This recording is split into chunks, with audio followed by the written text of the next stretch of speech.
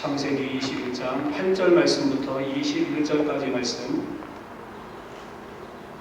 하나님 말씀 한 절씩 기도할 때 성령께서 말씀 가운데 주동해 주시기 바랍니다. 8절 말씀은 제가 있습니다.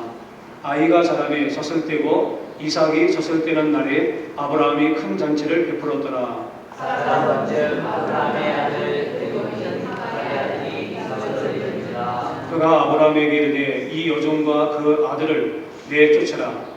이 종의 아들은 내 아들 이삭과 함께 기업을 얻지 못하리라 하므로 아브라함이 그 아들로 말미암아 의인이 되어 근심하였더니 하나님이 아브라함에게 이르시되 내 아이나 내 여종으로 말미암아 근심하지 말고 사라가 네게 이런 말을 다 들으라. 이삭에게서 나는 자라야 네 씨라 부를 것임이니라. 그러나 여종의 아들도 내 신이 내가 그로 한 민족을 이루게 하리라 하시니라. 아브라함이 아침에 일찍이 일어나 떡과 물 한 가죽 부대를 가져다가 하갈의 어깨에 메어주고 그 아이를 데리고 가게 하니 하갈이 나가서 브엘세바 광야에서 방황하더니 낮에 불이 떨어지더라. 그 아들을 한복 건물 아래에 두고 이르되 아이가 죽는 것을 참아 보지 못하겠다 하고 화살 한바탕 거리 떨어져 마주 앉아 바라보며 소리내어 우니 하나님이 그 어린아이의 소리를 들으셨으므로 하나님의 사자가 하늘로부터 바람을 불어주되 아브라함아 무슨 일이냐 두려워하지 말라. 하나님이 저기 있는 아이의 소리를 들으셨나니 일어나 아이를 일으켜 내 손으로 붙들라. 그가 큰 민족을 이루게 하리라 하시니라. 하나님이 하갈의 눈을 밝히셨으므로 샘물을 보고 가서 가죽에 물을 채워다가 그 아이에게 마시게 하였더라. 같이 읽겠습니다. 하나님이 그 아이와 함께 계시매 그가 장성하여 광야에서 거주하며 팔7는 자가 되었더니 그가 바람 광야에 거주할 때에 그의 어머니가 그를 위하여 애굽 땅에서 아내를 얻어 주었더라. 아멘. 할렐루야. 살아계신 하나님께서 오늘도 우리와 함께 계시는 줄로 믿습니다. 아멘. 인생을 살다 보면은요, 우리가 예기치 못했던 그러한 일들을 너무나 많이 겪게 되어집니다. 그래서 어느 때는 인생은 예상이 가능하지 않다라고 하는 것들을 우리의 삶을 통해서 뼈저리게 느끼게 됩니다. 살다 보면은 우리 힘으로 감당할 수 없는 큰 어려움을 만날 때가 있습니다. 맞닥뜨린 문제 앞에서 뭔가를 좀 내가 해야 되고 어떤 액션을 좀 취해야 되는데 도대체 아무것도 할 수 없어가지고 그냥 힘겹게 발만 동동 굴렀던 그런 기억이 아마 누구나에게나 한두 번쯤은 다 있었을 겁니다. 저도 설교를 준비해서 보니까 그런 일이 참 많이 있었던 것 같습니다. 여러분 가운데도 그러한 경험들이 있었을 것이고 또 어떤 분들은 지금 바로 그 경험을 하고 계신 분도 있을 수 있습니다. 정말 이거 어떻게 좀 해결을 해야 되는데 해결이 안 되는 거 있지요. 그럴 때 마음은 답답합니다. 속은 타들어가지요. 근데 상황은 좀 바뀌었으면 좋겠는데 바뀌진 않고 점점 더 상황은 힘들고 어려워지는 것 같고 그럴 때 참 말로 표현할 수 없는 그러한 슬픔과 그리고 곤란이 우리 가운데 있습니다. 우리가 오늘 읽었던 창세기 28장 8절 말씀부터 21절까지의 말씀을 보면은 이럴 수도 저럴 수도 없는 진퇴양난의 어려움에 있는 그러한 성경의 인물들을 우리가 만날 수 있습니다. 그 얘기는 우리만의 이야기는 아니었던 것 같아요. 성경에 나오는 인물들에게도 동일하게 진퇴양난의 어려움 가운데서 이러지도 못하고 저러지도 못하는 그러한 일들이 그들 가운데도 있었다고 하는 것입니다. 오늘 본문에서 우리는 그 사람을 만나게 되는데 바로 아브라함과 하갈이라고 하는 사람입니다. 그런데 이 아브라함과 하갈의 이 말할 수 없는 운명, 그 시작은 그 집안의 축복의 열매로부터 시작되는 것을 우리 가운데 가르치고 있습니다. 그건 바로 이삭이라는 아들이 태어났습니다. 얼마나 기다렸던 아들이었습니까? 하나님이 아브라함을 75세에 홀림하시지요. 그리고 그에게 자식에 대한 약속과 그 자식으로 말미암아 큰 민족을 이루겠다고 하는 엄청난 비전과 축복을 허락해 주셨습니다. 근데 시간이 지나도 세월이 흘러도 아브라함과 사라의 몸은 점점 생산의 여력이 없어지고 불가능해져 가는데 하나님은 침묵하시고 하나님의 말씀은 이루어지지 않는 겁니다. 답답하지요. 그렇게 기다리기를 25년 기다렸습니다. 아브라함의 나이 99세였고 사라의 나이 89세쯤 되었지요. 그때 하나님이 역사의 문을 여시고 아브라함을 찾아오셔서 그에게 약속했던 그 약속의 말씀이 성취될 것을 언약하십니다. 내년 이맘때에 내게서 아들이 태어날 것이다 라고 하는 약속입니다. 그리고 약속대로 하나님이 사라의 태의 문을 여시고 불임의 여성이었는데 생산이 전혀 불가능했던 그 나이에 그 몸의 상태를 가지고 하나님께서 아이를 허락해 주십니다. 그렇게 태어난 아이가 이삭이었죠. 얼마나 기뻤겠습니까? 얼마나 가정이 축제 분위기였고 하나님 앞에 감사했겠습니까? 그런데 그 축복과 감사와 축제와 이러한 분위기가 가족 사람 모두에게 다 해당됐던 것은 아니었던 것 같습니다. 그것을 보면서 불안해하면서 또 한쪽에는 알 수 없는 미묘한 갈등과 그리고 태어난 그 아이를 보면서 미움의 감정과 이상한 마음을 품고 있었던 사람들도 있었습니다. 그것은 바로 아브라함의 나이 86세에 낳았던 애굽 여종, 애굽에서 사왔던 몸종이었지요. 그 여종인 하갈을 통해서 나왔던 바로 이스마엘과 그리고 그 어머니 하갈이었을 것입니다. 이 이야기는 아브라함의 나이 86세에 하나님의 약속을 기다리지 못한 사라가 이 몸종 하갈을 갖다가 아브라함에게 그렇게 보냅니다. 그래서 이 여인으로 말미암아서 아이를 낳게 해라. 그렇게 해가지고 이 건강한 애굽 여인인 하갈이 아브라함과 더불어 그렇게 아이를 낳게 됩니다. 그게 바로 이스마엘입니다. 86세에 여종을 통해서 이스마엘이라고 하는 아이를 얻게 됩니다. 그러고 14년 뒤에 아브라함의 100살 때 이삭을 얻게 됩니다. 근데 여러분 이게 그림에서 연상하는 것처럼 이 관계가 참 좋지만은 않았을 것 같아요. 실제로 성경은 또 그것들을 몇 가지의 장면을 통해서 우리 가운데 포착해 주고 있습니다. 사이좋게 화목하게 그렇게 지낼 수 있는 관계는 결코 아니었던 것 같아요.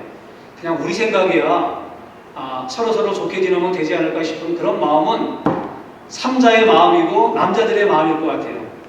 근데 이 말씀을 준비하다가 여자들도 과연 그럴까 싶은 생각이 들어가지고 하갈의 심정으로 그리고 사라의 그 마음으로 한번 생각을 해봤습니다. 근데 이게 사실은 이론으로는 가능하지만은 실제의 삶 가운데서 서로 화목하고 또 함께 한다는 것은 쉬운 문제가 아니었다고 하는 겁니다. 문제는 그렇게 생겨나기 시작했습니다. 근데 오늘 본문의 사건이 이게 최절정으로 치닫게 되어지는 그 이야기는 바로 이삭이 태어나고 난 다음에 젖을 떼고 젖대는 날에 아브라함이 큰 자치를 베푸는 이 사건으로 이제 시작되고 있습니다. 한국 사람 같은 경우에는 보통 이제 아이들을 낳아가지고 그 젖을 갖다가 떼는 나이가 보통 몇 살입니까? 몇 살 정도에 젖을 뗍니까? 네? 돌 지나거나 아니면 그렇지요. 3살 이상까지도 젖 먹는 아이는 제가 봤습니다, 제가. 예, 그런 아이들이 있어요. 근데 이 팔레스타인 사람들은요, 젖을 뗀다라고 하는 그 표현을 할 때 과연 몇 살쯤 되는가? 4살이나 5살 정도까지도 젖을 안 떼는 경우가 있다고 합니다. 그러니까 뭐 이렇게 오랫동안 젖을 먹지요. 그런 나이로 본다면 적어도 3살에서 5살, 이삭의 나이가 그렇습니다. 그렇다면 이스마엘의 나이는 몇 살이었을까요? 이삭의 나이가 3살이라고 한다면 이스마엘의 나이는 17살입니다. 한창 혈기가 왕성하고 그냥 이유 없이 반항할 수 있는 사춘기의 시절이라고 할 수 있죠. 근데 이 이스마엘이 볼 때 엄마 하갈하고 여주인인 사라하고의 관계가 별로 좋지 않은 거 그 뻔하게 보지 않습니까? 그런 관계들이 얽혀지면서 이 아이의 갈등과 이 아이의 고민, 아픔과 상처가 얼마나 심했겠습니까? 그러니까 자연적으로 이것들이 표출되지요. 그래서 나온 게 뭐냐면은 오늘 본문에서 보니까 사라가 먼저 아브라함의 아들 애굽 여인 하갈의 아들 이삭을 놀렸다 그랬습니다. 그러니까 이복 형이 동생을 놀리는 건데 이게 그냥 동생하고 재밌게 노는 장난치고 그런 정도가 아니었던 것 같아요. 이게 아마 좀 심각한 수준의 그렇게 이 이스마엘이 이삭을 대했던 그런 것 같습니다. 그리고 한 번이 아니었던 것 같아요. 그러니까 그걸 갖고 보고 있으면서 사라의 마음이 이게 얼마나 분통이 터지겠습니까? 부모 입장이라면 그래요. 제가 아까 남자하고 여자가 달라고 말씀을 드렸는데 이거 확연하게 달라요. 엄마의 사랑하고 아빠의 사랑이 같을 수가 사실 없습니다. 이게 솔직한 얘기예요. 왜 그러냐면요. 여자는요, 우리 여자분들은 그 아이를 자기의 온몸으로 10개월 정도 갖고 있었거든요. 그리고 그 아이가 결국은 자기의 분신이거든요. 그러니까 자기의 생명이라고 하는 거죠. 근데 여러분 어떻게 같을 수가 있겠습니까? 아버지나 혹은 남자들은 사이좋게 지내라고 말하지만 사실 그러기가 어려운 부분들이죠. 팔이 여러분 안으로 걷는 거고 핏줄이 땡기고 강한 거죠. 사라 입장에서 그랬고 그 다음에 하갈 입장도 그런 겁니다. 그래서 보다 못한 사라가 아브라함에게 화를 내고 이 분을 표출하면서 얘기합니다. 당장 저 여종과 여종의 아들을 내쫓아라. 뭐 다른 설명이 필요 없습니다. 그냥 일방적인 통보와 같은 그러한 이야기입니다. 그 이야기를 듣고 난 다음에 아브라함이 그의 아들로 말미암아 그 일이 매우 근심이 되었다라고 말하고 있습니다. 고민합니다. 이러지도 못하고 저러지도 못하고 어떻게 하갈과 이 사라가 좀 이렇게 화목을 해가지고 화해를 해가지고 잘 지냈으면 좋겠는데 그런 것 같진 않고 어떻게 하면 좋을까? 사라의 편을 들자니 하갈이 이게 마음에 이게 아픔이 될 것 같고 하갈을 또 두둔하자니 사라한테 걸릴 것 같고 이러지도 못하고 저러지도 못하는 진퇴양난 가운데 고민하다가 아브라함은 그 다음날 아침에 결심을 하고 떡과 물 한 가죽 부대를 가져다가 하갈의 어깨에 메어주고 하갈과 그 이스마엘을 쫓아냅니다. 기약도 없고 또 어떤 보장도 없고 뭐 그런 거지요. 우리가 이런 아브라함의 모습을 보면요 참 무책임해 보입니다. 어떻게 그래도 자기 그 정부인은 아니라 할지라도 사실은 척과 같은 그런 의미 아닙니까? 그리고 그를 통해서 이스마엘이라고 하는 아들도 나왔는데 어떻게 그렇게 매몰차고 냉정하게 나가라고 그렇게 쫓아낼 수 있을까? 그게 이제 우리가 볼 때 너무나 매몰차고요. 또 비정하게 보이고 그리고 무책임한 행동으로 보여집니다. 그리고 또 한 사람 하갈이라고 하는 이 여인 아브라함이 이렇게 얘기하니까 여기 보니까 아무런 이런 방구 얘기도 없이 그 얘기를 듣고 난 다음에 그냥 정처 없이 기약 없는 길을 광야 길로 그렇게 떠나게 됩니다. 그래서는 가지고 나온 음식과 물들이 다 떨어져 버리니까 이제 광야에서 먹을 물과 그리고 먹을 음식이 없다는 것은 이건 꼭 죽는 거 아니겠습니까? 그럼 위험한 처지에 놓이게 되었어요. 그래서 하갈이 어떻게 합니까? 하갈이 그 자기 아들하고 화살을 써가지고 그 떨어지는 거리만큼 그렇게 아들을 멀리 놓고 난 다음에 한 곳에 와가지고 그래서 소리 높여 우는 장면이 오늘 본문에 나오고 있습니다. 이것을 보더라도 하갈이 좀 무기력해 보이지 않는가 그렇게 생각할 수 있습니다. 왜냐하면 자기도 한계 있거든요. 그럼 뭔가 보장을 받거나 혹은 또 어떤 기약이 있거나 예를 들면은 그 먹고 살 재산은 좀 달라 뭐 여러 가지 이렇게 할 수 있는 것들이 있을 텐데 아무것도 하지 아니하고 그냥 달랑 주는 대로 하라는 대로 정처 없이 그 사람이 인적이 없는 광야로 내몰려가지고 와가지고 지금 통곡하고 있는 이 모습을 볼 때는 그럴 수 있다는 겁니다. 한 사람은요 무책임한 행동, 그리고 한 여인은 무기력한 모습, 어쩔 수 없는, 어떻게 할 수 없는 그런 상황들이 오늘 성경 가운데서 펼쳐지고 있습니다. 이것이 외관상 보여지고 있는 본문의 내용입니다. 근데 정말 무책임한 행동이었고 무기력한 행동으로 지금 이렇게 하고 있는 걸까요? 그렇지 않습니다. 성경의 내용을 좀 더 확대해서 안으로 들어가 보면은 그렇게 할 수 있었던 요인이 있었습니다. 아브라함 같은 경우에는 무책임해 보이고 냉정해 보이지만은 그렇게 한 요인이 있습니다. 그것은 바로 우리가 오늘 본문에서 읽었던 내용처럼 고민합니다. 이거 어떻게 해야 되나? 진퇴양난 가운데 범민하고 있을 때 하나님이 그에게 찾아오셔서 하나님이 말씀하시는 장면이 나옵니다. 그것이 바로 12절 말씀과 13절 말씀이에요. 우리가 성경을 한번 보면서 같이 한번 읽어보도록 하겠습니다. 12절과 13절 말씀 같이 읽겠습니다. 시작. 하나님이 아브라함에게 이르시되 내 아이나 내 의중으로 말미암아 근심하지 말고 사라가 내게 이른 말을 다 들으라. 이삭에게서 나는 자라야 내 씨가 부를 것임이니라. 그러나 여종의 아들도 내 씨니 내가 그로 한 민족을 이루게 하리라 하신지라.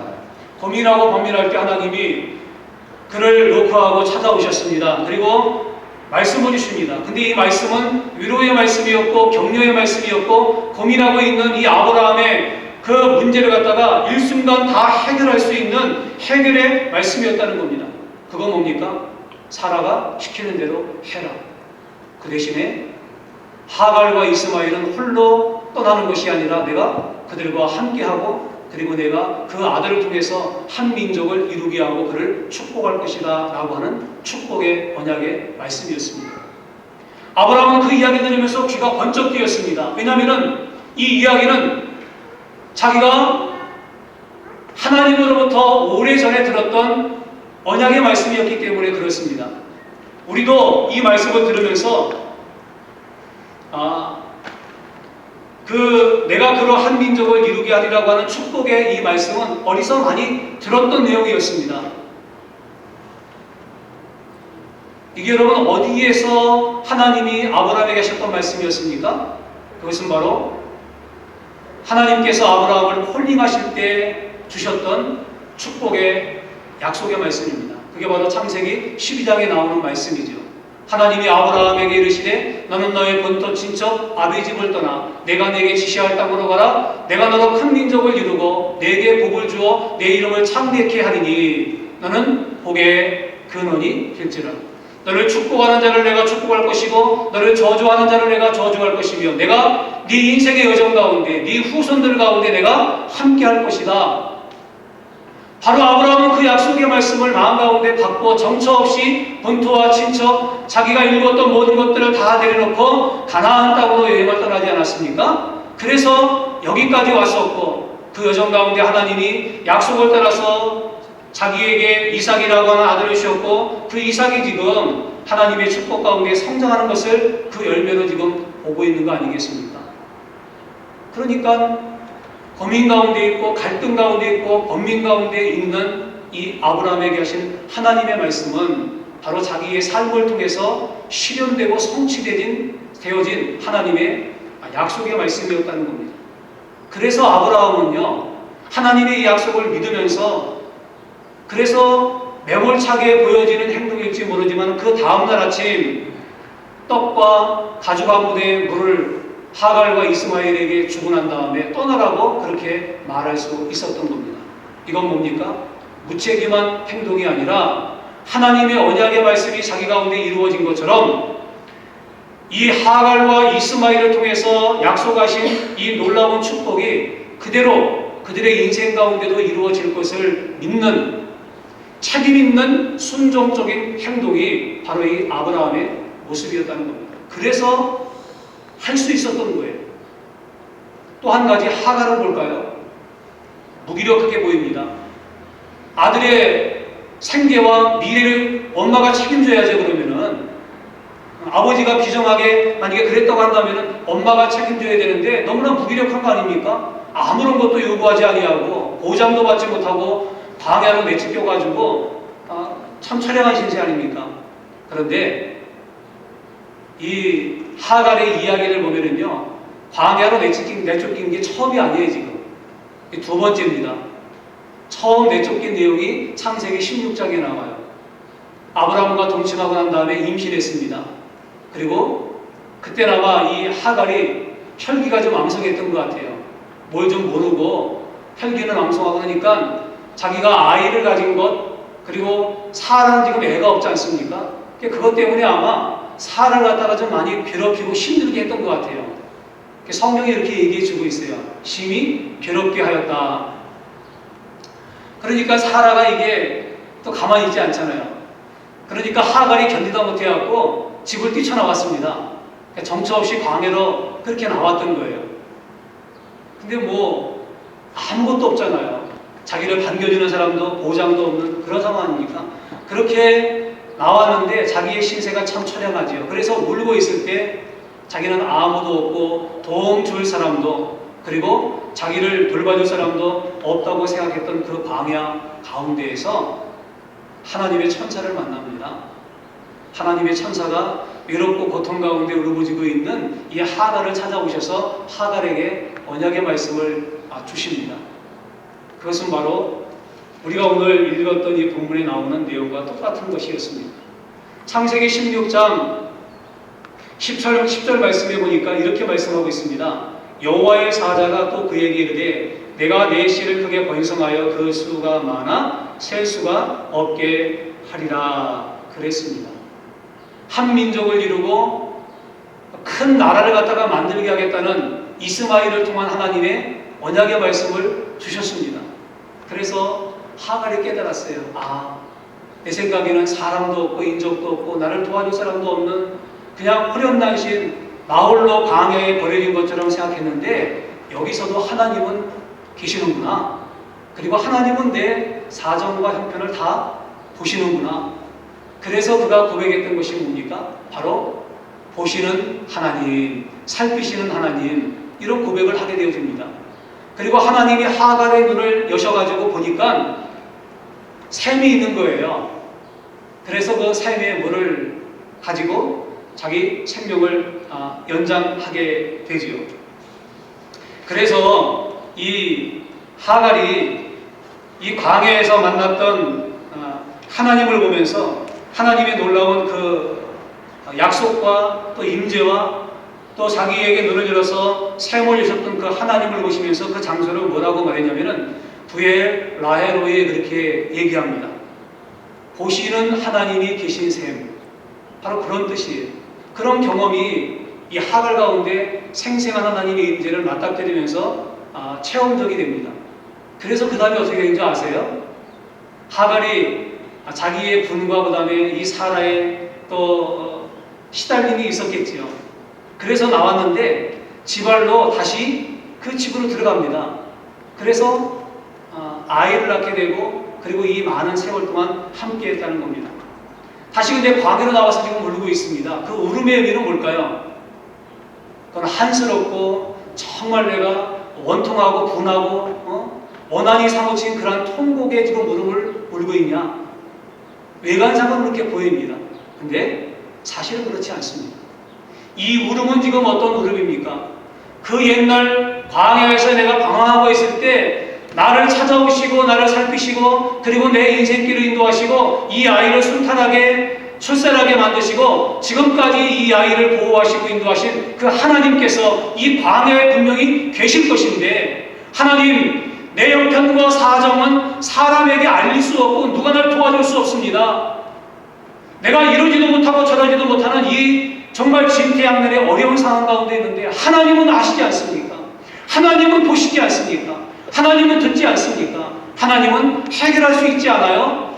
라고 하면서 사람에 대한 원한의 감정을 표출하는 것이 아니라 하나님을 향한 통곡이었습니다. 그걸 우리가 다른 말로 뭐라고 말합니까? 간절한 기도라, 그렇게 얘기를 하지 않습니까? 하나님 앞에 지금 통곡 가운데 기도하고 있는 거예요. 그 옛날 만났던 하나님, 자기의 생애 가운데 인도하신 하나님, 지금 내가 하나님 필요합니다. 하나님 역사해 주세요. 하나님 나 좀 붙들어 주시고 그 언약의 말씀이 이루어지게 해 주옵소서 라고 그렇게 하나님의 도우심을 애절한 마음으로 구하고 있는 장면입니다. 여러분, 이게 무기력한 걸까요? 그렇지 않습니다. 이거는 무기력한 것이 아니라 모든 것을 다 이룰 수 있는 전능하신 하나님 앞에 자기의 문제를 내어놓고 그 하나님 앞에 자기의 인생을 내어 맡기는 기도의 그러한 행동이었다고 하는 겁니다. 그의 통곡은 기도였습니다. 자, 보세요. 진퇴양난의 상황이었고 어쩔 수 없이 지금 그런 모습으로 두 사람이 비춰지고 있는데 실제 내면 세계에 들어가 보니까 어떻습니까? 아브라함의 무책임한 행동이 아니라 하나님의 역사하심에 대한 전적인 책임지는 순종의 행동이었습니다. 자기가 책임지겠다고 애쓰는 모습이 아니라 인생의 주관자가 되시는 하나님 앞에 모든 것들을 내어 맡기는, 하나님 앞에 전적으로 그 모든 것들을 내어 맡기며 하나님의 뜻 가운데 전적으로 책임지고 순종하는 이 모습을 보여주고 있고요. 그리고 무기력해 보이는 하갈 어떻습니까? 하갈은 인생의 모든 문제를 해결하시는 하나님 앞에 무기력함이 아니라 가장 유력하고 전능한 하나님 앞에 자기의 사정을 지금 아뢰고 있는 장면을 우리 가운데 보여주고 있는 거죠. 어디서요? 바로 브엘세바 광야.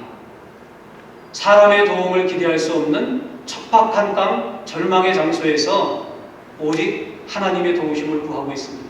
근데 우리가 이 두 사람을 통해서 공통적으로 보게 되는 중요한 점이 있습니다.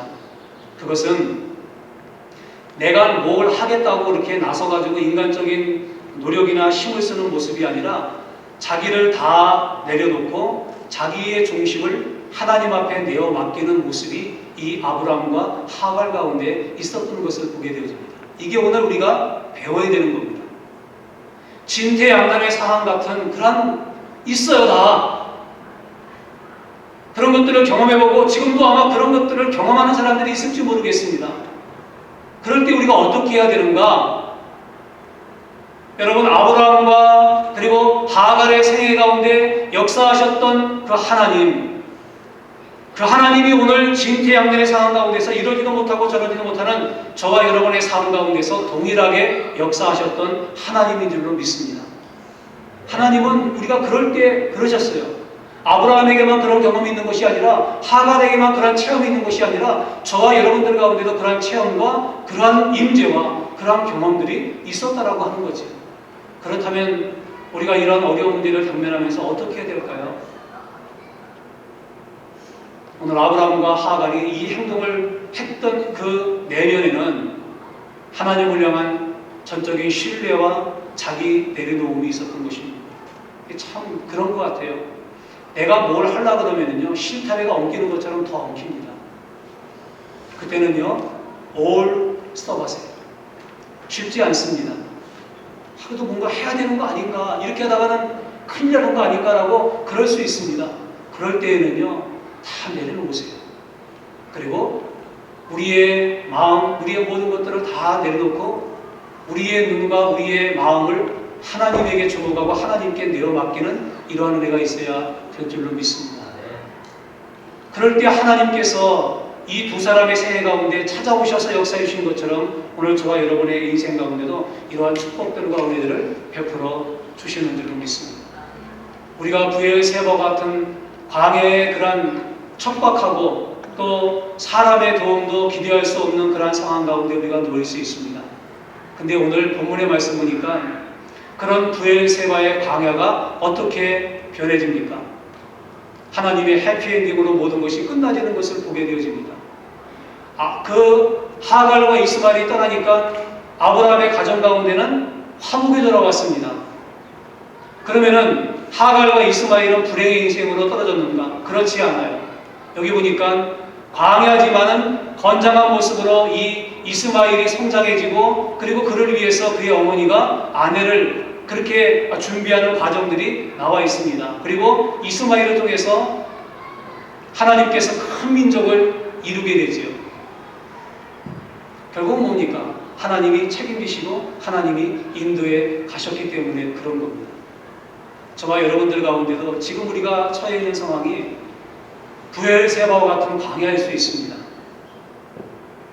그때 여러분들의 마음을 사람들에게 두고 인간적인 것으로 내가 뭔가 해결하려고 노력하지 마시고 다 내려놓으셔야 됩니다.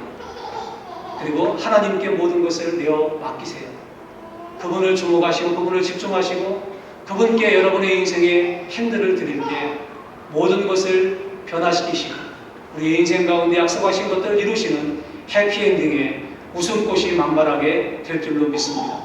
이러한 인생이 제 가운데 여러분들 가운데 우리 모두에게 있게 되기를 예수님의 이름으로 축복을 드립니다. 다 함께 일어나겠습니다.